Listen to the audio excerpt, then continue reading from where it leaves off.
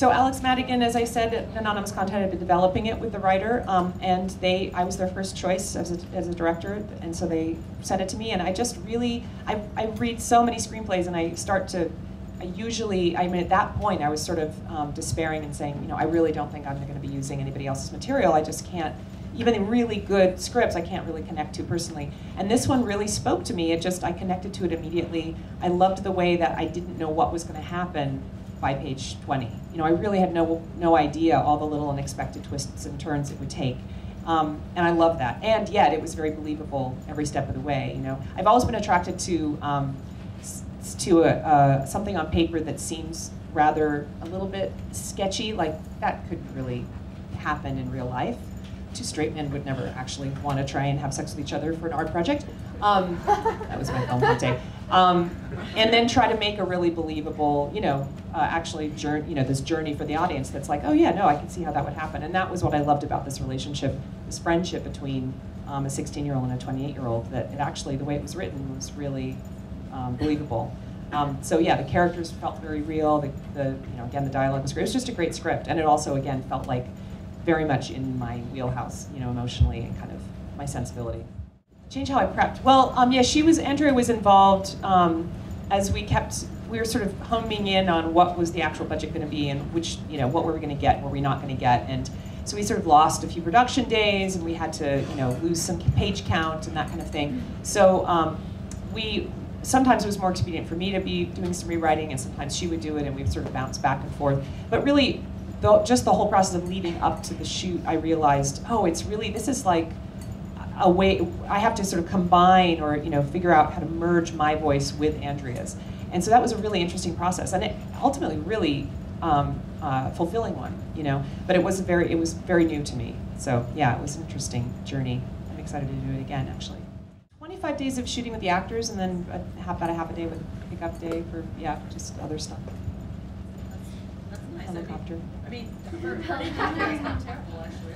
I mean, Well, it depends on the script. You know, I mean, we really could have used a few extra days, but any film, you know, indie film certainly could say that for sure. So you always have to kind of do a little squeezing, but yeah. Did you rehearse?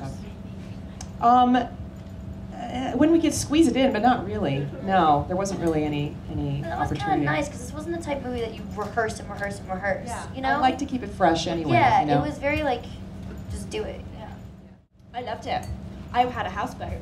It was amazing. I had my proper sleepless in Seattle moment. I was like, the only thing that I know about Seattle is that Tom Hanks had a houseboat, so I want a houseboat. So I did. It was fantastic. It was really good. There were so many of the supporting roles that we found in Seattle, and it was absolutely thrilling. It was so wonderful. So there was this little group of kids, and one of the key kids, Dylan Arnold, played, he has a very dramatic scene and a few other scenes as well, and it was absolutely delightful to find him locally. And the same with Keira has this group of friends from high school, and 2 of the 4 people in the group were local Seattle actors. Her mom was a local Seattle actor. The guidance counselor, who I thought did a kick-ass job, was local. Seattle is actually a great theater town, and there's been a lot more filmmaking happening there. And so those theater actors are finding a lot more opportunity to get, you know, in front of cameras and get those skills ready. So yeah, it was a great experience. I had a great local casting director who goes back and forth between LA and Seattle, and just found all kinds of great people for us. For the actors, they don't need to live in Los Angeles anymore? Yeah, I mean, that's a good question. It really depends on your region. Like, for instance, Austin. You know, if there are these little regional film centers, and if there's enough work going on, you can make a living. And I do know people who are making a living at it up there. So, yeah. No, we just made it really real. I mean, it was really easy working with Chloe.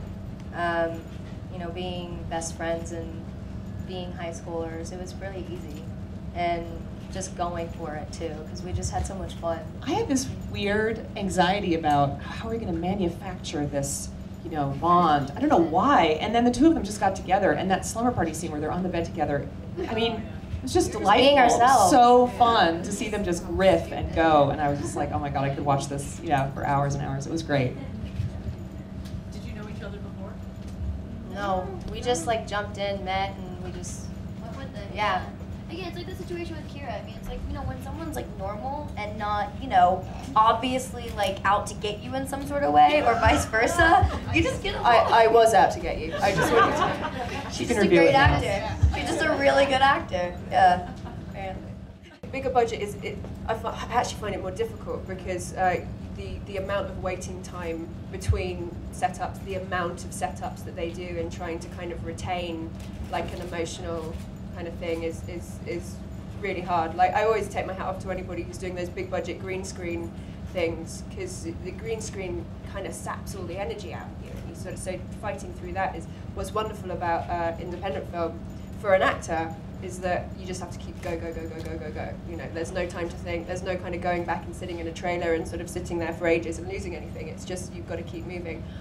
I love that. I mean, equally, you have to get it right, which I suppose is quite frightening as well. But I think a lot of actors like the kind of adrenaline of it. It's a sort of, it's not like theatre, but there's a similar kind of, you know, you can't get it wrong. You have to get it right. Go.